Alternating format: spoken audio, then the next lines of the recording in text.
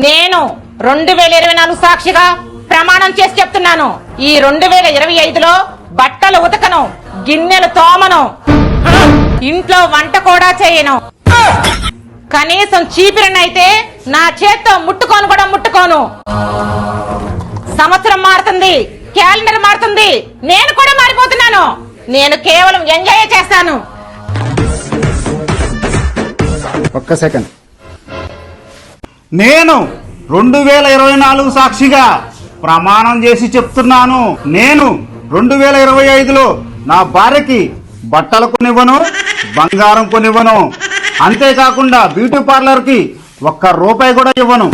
సంవత్సరం మారుతుంది, క్యాలెండర్ మారుతుంది, నేను కూడా మారిపోతున్నాను.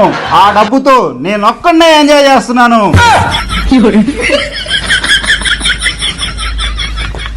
నన్ను పనులు చేస్తానండి, నేను అన్ని